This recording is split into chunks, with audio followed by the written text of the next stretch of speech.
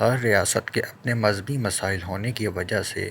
ان مسائل کو حل کرنے کے لیے سیکولرزم کو لانے کا طریقہ بھی مختلف ہے۔ مثلاً بنگلہ دیش ایک سیکولر ریاست ہے لیکن اس کا سرکاری مذہب اسلام ہے۔ اگر دونوں سوچوں کا ریاستی سطح پر ٹکراؤ ہو تو سیکولرزم کو ترجیح دی جاتی ہے۔ امریکہ کے قانون میں سیکولرزم کا ذکر نہیں، لیکن پہلی ترمیم سب کو برابر حقوق دیتی ہے، جس وجہ سے اسے سیکولر ریاست سمجھا جاتا ہے۔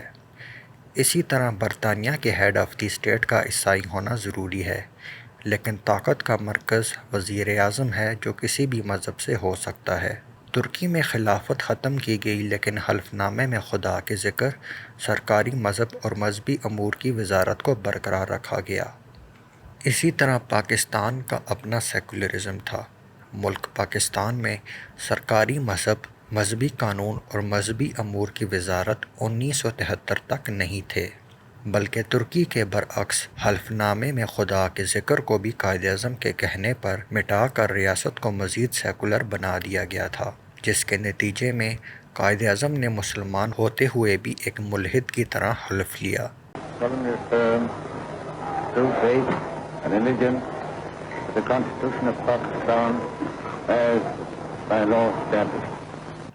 اس کی وجہ ایک مثال قائم کرنا تھا اور لوگوں کو دکھانا تھا کہ پاکستان سب کا ملک ہے اور یہاں کا حکمران کوئی بھی ہو سکتا ہے۔ اسی طرح دستور پر کام کرنے کی ذمہ داری ایک ہندو پاکستانی کو دی گئی جو اسلامی فقہ کے بارے میں کچھ بھی نہیں جانتے تھے۔ 17 اگست 1947 کو انہوں نے کراچی میں عیسائیوں کی عبادت میں حصہ لیا اور بحیثیت گورنر جنرل 11 اگست کے علاوہ 30 سے زیادہ مزید تقاریر میں برابر حقوق پر زور دیا۔ قائد اعظم نے سوائے ایک سپیچ کے پاکستان کے لیے کبھی بھی اسلامی ریاست کا لفظ استعمال نہیں کیا، اور اس سپیچ میں ان کا مذہبی ریاست چاہنے والے لوگوں کے خلاف آرگومنٹ یہ تھا کہ برابر حقوق دینے والی ریاست ہی ایک اصلی اسلامی ریاست بھی ہے۔ یہی آرگومنٹ نہرو کا بھی تھا، جس نے سیکولر ترکی کو مثالی اسلامی ریاست قرار دیا تھا۔ البتہ اسی سپیچ میں قائد اعظم نے یہ واضح کر دیا کہ پاکستان مذہبی ریاست نہیں، جہاں ریاست کے فیصلے کوئی مذہبی ادارہ یا مولوی کرے گا، بلکہ لیگیوں سے بات چیت کرتے ہوئے یہ بات واضح کر دی گئی تھی کہ پاکستان مسلمان اکثریت رکھنے والی ایک لبرل جمہوریت ہوگی، جبکہ پاکستان کا مطلب کیا جیسے نعروں سے کنارہ کشی اختیار کر لی۔ اس سیکولر نظریے سے اختلاف کرنے پر اکثر لوگوں کو پارٹی چھوڑنے تک مجبور کیا گیا۔ جناح نے ریاستی پالیسی اور ذاتی حیثیت میں مذہبی بات کرنے میں فرق رکھا، البتہ کئی لوگ ان دونوں میں فرق نہ رکھ کر دوسروں کو اسلامی جملے بتا کر گمراہ کرنے کی کوشش کرتے رہے۔ مثلاً لاہور میں ہندو مسلمان فسادات کے بعد کی گئی تقریر میں انہوں نے کہا کہ اقلیتوں کا قتل اسلام کے خلاف ہے، لہٰذا مسلمان ہندوؤں کی حفاظت کریں۔ اگر انتہا پسندوں کے خلاف ہم قرآن سے رہنمائی لیں تو فتح ہماری ہوگی، لیکن ایسے پیغامات کو ریاستی پالیسی بنا کے پیش کیا جاتا رہا اور یہ تاثر دیا گیا کہ ریاستی معاملات میں کسی مذہبی اتھارٹی سے رہنمائی حاصل کرنے کی بات کی جا رہی ہے۔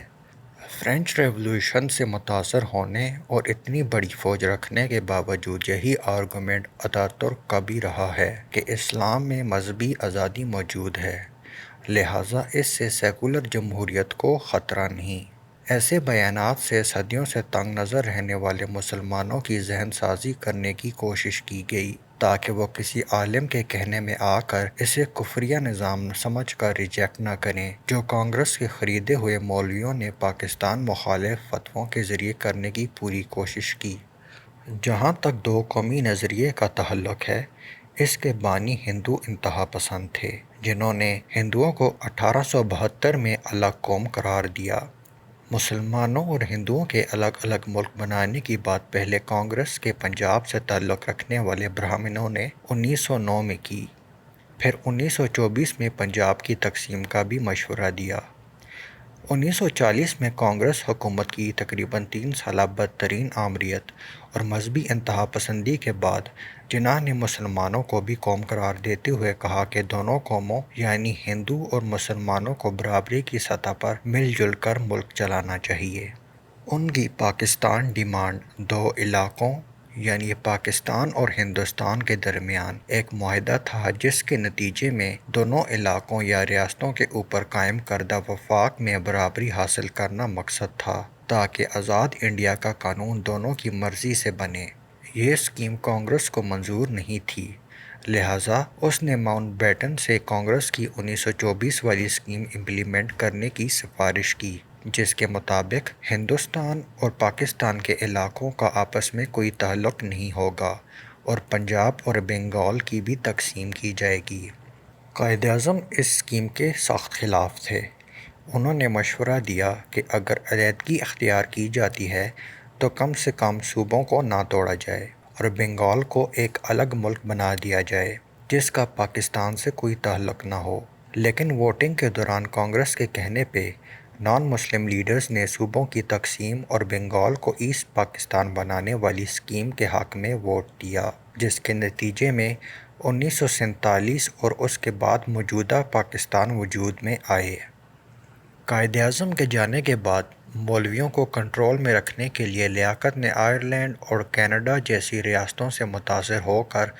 پاکستان کے سیکولرزم میں نرمی اختیار کی اور قرارداد مقاصد میں خدا کی موجودگی کو تسلیم کیا۔ البتہ مذہبی ریاست کا پھر بھی کہیں ذکر نہیں کیا گیا، بلکہ قرارداد پاس کرتے ہوئے ان کا کہنا تھا کہ یہ ایک لبرل اور سیکولر حکومت کی بنیاد بنے گی۔ لیکن ان کے قتل کے بعد قرارداد مقاصد کو مذہبی پریمبل کا غلط رنگ دے کر پاکستان کو مذہبی ریاست بنانے کا سلسلہ شروع کر دیا گیا۔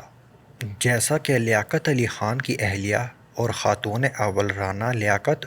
اور قائد اعظم کے سب سے قریب سمجھے جانے والی ان کی بہن فاطمہ جناح نے کئی سال بعد قوم کو یاد کروایا تھا کہ پاکستان ایک سیکولر اور لبرل جمہوریت کے طور پہ وجود میں آیا تھا، لیکن اس کو وقت کے ساتھ ساتھ تبدیل کر دیا گیا۔